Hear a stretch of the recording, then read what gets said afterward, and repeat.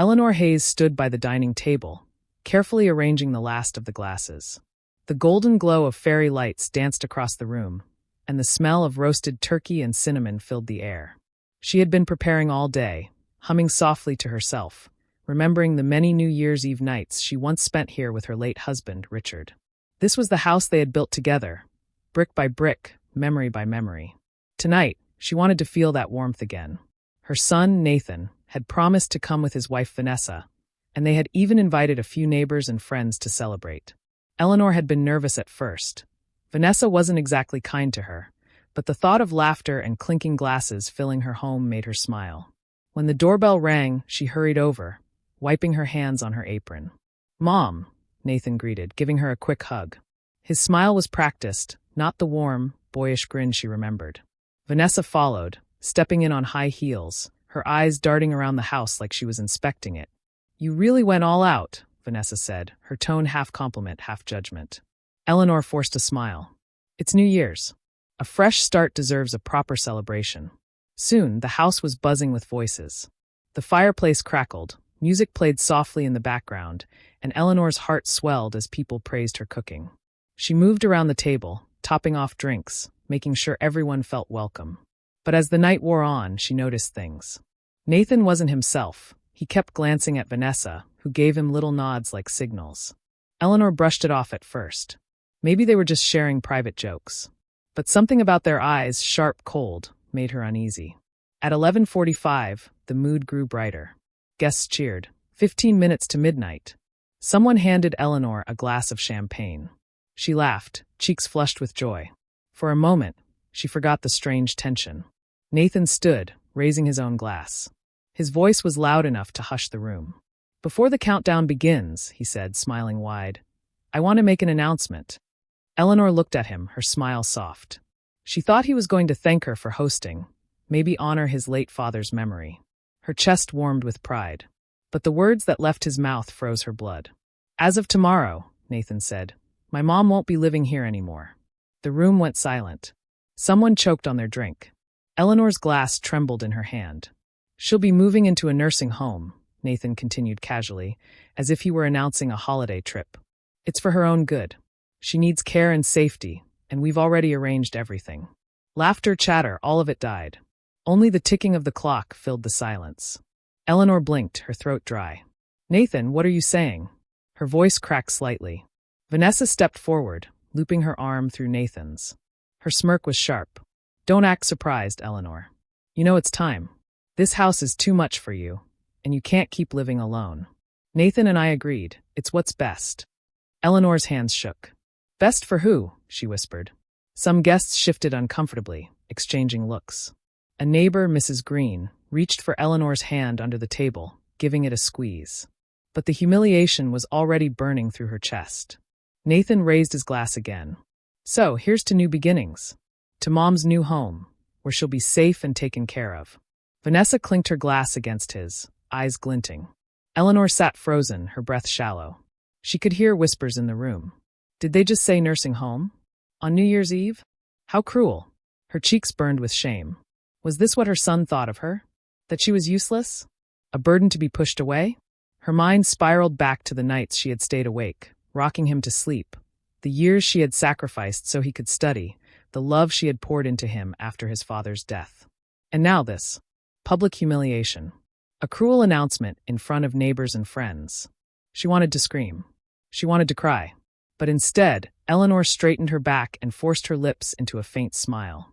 Inside, her heart cracked. But her mind whispered, not yet. Not tonight. Let them think they've won. The clock struck 11:55. Guests shifted nervously, unsure how to continue. Nathan laughed too loudly, trying to break the tension. Vanessa poured herself another drink, acting as if everything was normal. But Eleanor sat in silence, gripping the stem of her glass. Her chest hurt, but her eyes gleamed with something no one noticed, resolve. She had seen this coming. The whispers, the looks, the quiet discussions when they thought she wasn't listening. Eleanor knew her son and his wife had been planning something. And though their cruel announcement cut deep, they had no idea what she had already done. The night wasn't over. The countdown hadn't begun. And when midnight came, she would have her turn to speak. The party tried to recover after Nathan's cruel words, but the warmth had already drained from the room. Guests murmured quietly, some sipping their drinks, others avoiding eye contact. Fireworks from the neighborhood cracked faintly outside, but inside Eleanor's home, the silence was heavy. Eleanor sat perfectly still, though her heart thundered in her chest. She could feel every pair of eyes flicking toward her, waiting for her to protest, to defend herself. But she didn't. Instead, she forced her lips into a thin smile, her gaze fixed on the golden lights draped over the mantel. Nathan noticed her silence and mistook it for surrender. He placed his hand over Vanessa's, as though sealing their decision. Vanessa leaned in, whispering something in his ear that made him chuckle. The arrogance in their faces twisted Eleanor's stomach. They think I'm weak. They think I have no choice. Her mind drifted back to 2 weeks earlier. She had been walking down the hallway when she overheard them speaking in Nathan's study. We can't wait much longer, Vanessa hissed. The market is strong right now. If we get the house listed by spring, we could make a fortune. But Mom won't just leave, Nathan had replied, frustration in his voice. She'll cling to this place like it's sacred. That's why we need to act fast, Vanessa snapped.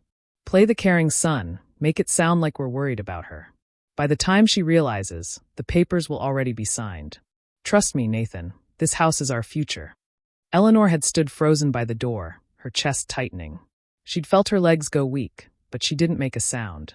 She walked quietly back to her room, tears slipping down her cheeks. That night she couldn't sleep. She stared at the ceiling, thinking about Richard. This house had been their dream. Every brick, every corner filled with memories. She thought of the nights they spent painting walls together, the garden Richard planted for her, the mornings they'd sit on the porch drinking coffee. To think her own son wanted to rip that away, it broke her heart. But Eleanor was not a woman who surrendered easily. By morning, her tears had dried, replaced with a cold determination. She called her lawyer, Mr. Whitmore, an old family friend who had helped Richard with their will years ago. Sitting across from him in his office, Eleanor explained everything.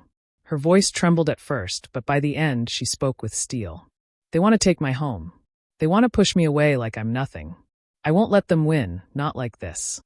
Mr. Whitmore nodded solemnly. You have options, Eleanor. But you'll need to act before they do.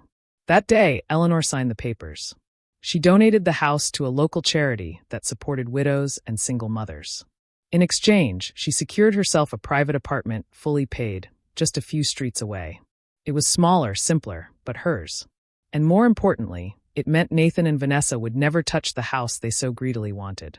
As she signed the final document, she felt a strange peace wash over her. For the first time in weeks, she slept soundly. Now, sitting at her own dining table on New Year's Eve, Eleanor replayed all of this in her mind. She looked around at the guests, neighbors who had known her for decades, friends who had shared laughter and sorrow in this very house. And then she looked at Nathan and Vanessa, their smug expressions radiating triumph. She tightened her grip on her glass. Let them laugh tonight, she thought. Let them think they've already won.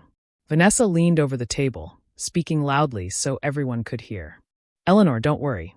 We'll make sure your room in the home is decorated nicely. Maybe even hang some family pictures so you don't feel too lost. A few guests gasped softly at the cruelty in her words. Eleanor forced a small laugh. That's very thoughtful, Vanessa, she said evenly, though her chest burned with anger. Inside, she counted down the minutes. 11:57. 3 minutes until midnight. She remembered the lawyer's words. When the time comes, you'll know what to say. And she did. Eleanor's eyes flicked to the clock again. 11:58. Her heart raced, but her face stayed calm. Around her, the guests began chanting. 2 minutes. 2 minutes to midnight. Nathan squeezed Vanessa's hand, already imagining the keys to the house in his pocket, the new life they would build from her sacrifice. Eleanor almost pitied him. Almost. She took a slow breath, her gaze steady, her back straight. The humiliation she had endured tonight would be answered. Not with shouting, not with tears, but with the truth. And when the final second struck, her voice would cut through the room sharper than any firework outside. 5 minutes, someone shouted, and the guests began to gather near the living room, holding glasses of champagne. The television was on in the corner, the bright lights of Times Square flickering, the crowd on screen cheering as the ball in New York prepared to drop. Inside Eleanor's house, the atmosphere was tense. Laughter sounded forced, smiles looked tight. Guests whispered behind their glasses, sneaking glances at Eleanor, wondering why she hadn't said a word after her son's announcement. Nathan stood tall near the fireplace, his arm around Vanessa. His eyes scanned the room, full of pride. To him, the silence was victory. His mother had accepted her fate. Soon she would be gone, and this house, his dream, would finally be his. Vanessa leaned close, whispering, "You did it perfectly." Everyone heard. Now she can't back out. Nathan smirked. "By tomorrow, this house will feel like ours already." Eleanor sat quietly in her chair, hands folded on her lap.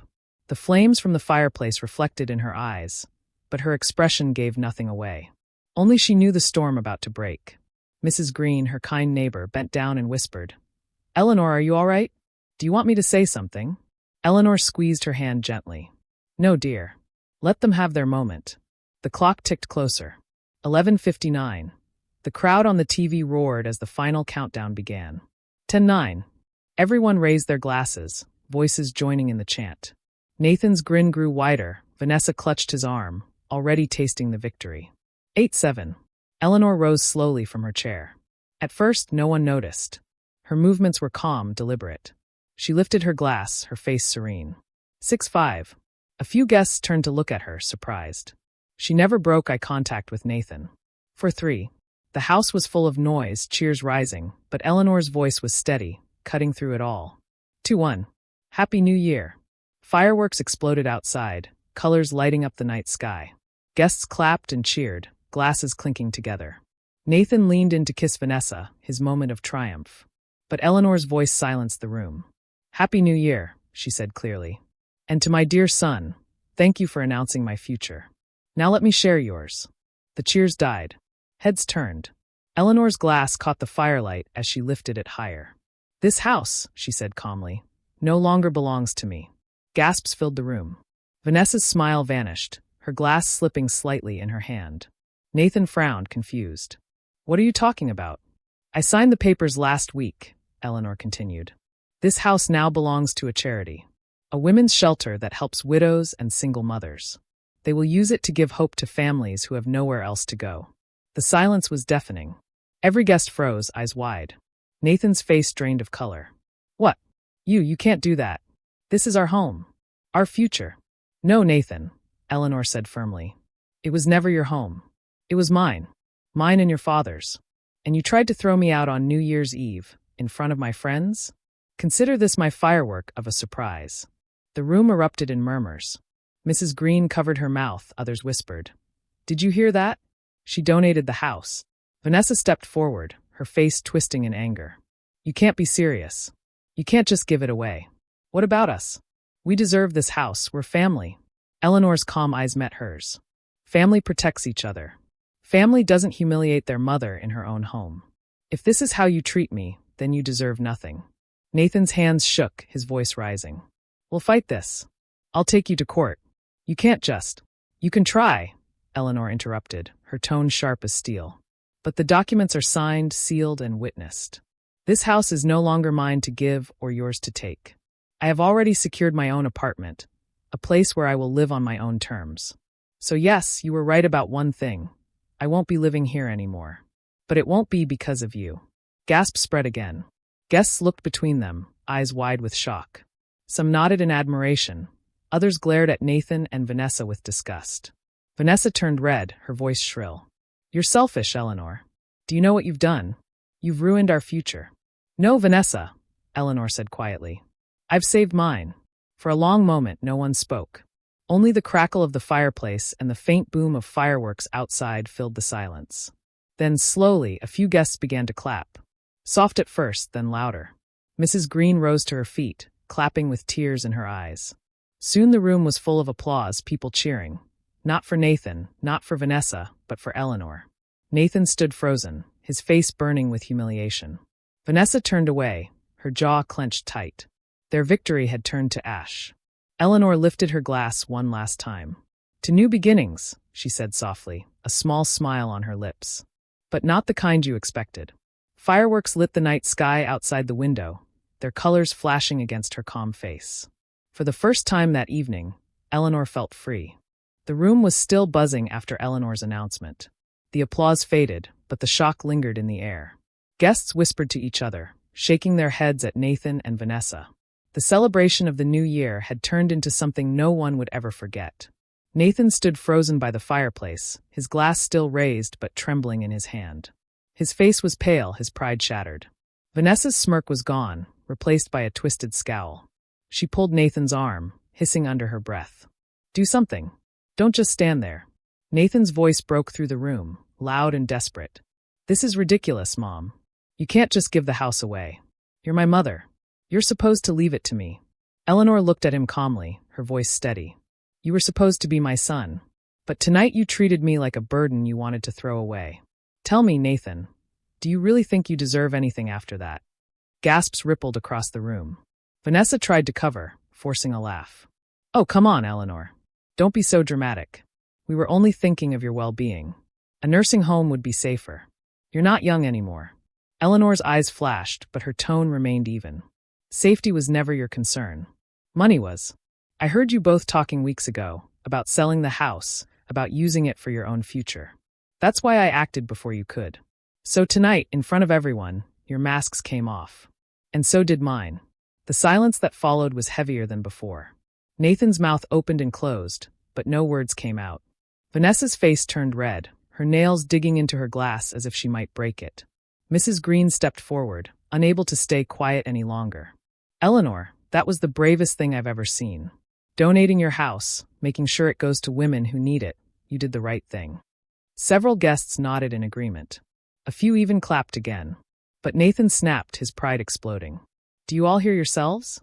She gave away our family home to strangers." "Strangers? How is that right?" "No," one guest said firmly. "What's wrong is what you did. Announcing you were shipping your own mother to a nursing home. On New Year's Eve? That's shameful." Another voice chimed in.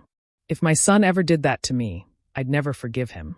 The room turned against Nathan and Vanessa completely. Their arrogance was now humiliation, exposed for everyone to see. Eleanor placed her glass down gently and stood straighter. "Nathan, Vanessa, I raised you better. I taught you kindness. I gave you everything I could. And in return, you tried to take the only place that held my memories with your father. You could have had my love, my support, my trust. But greed made you lose it all." Her words struck harder than any shout could. Nathan lowered his head, his voice small for the first time. "Mom, I didn't mean." "Yes, you did," Eleanor cut in. Her eyes glistened with unshed tears. "You meant every word. And so did she." She glanced at Vanessa, whose lips pressed into a thin line. The grandfather clock in the hallway chimed 12:05. Outside, fireworks still painted the night sky with red and gold.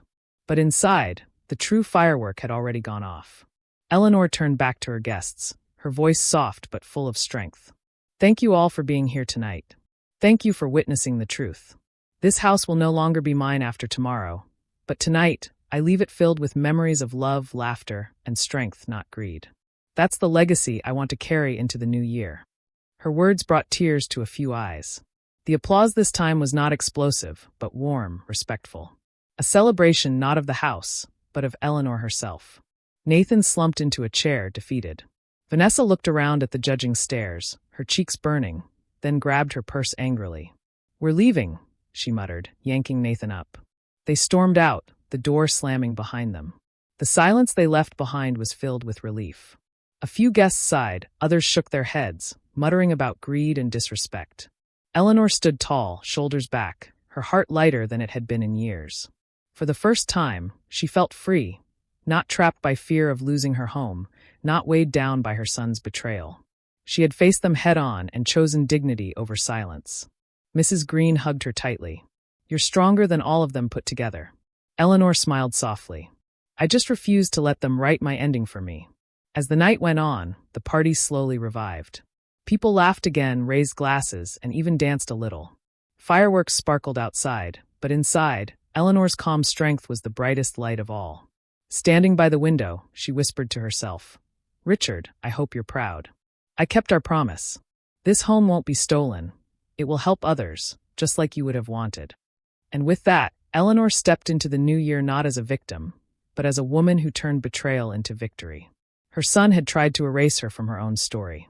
But instead, she had given the world a firework of a surprise.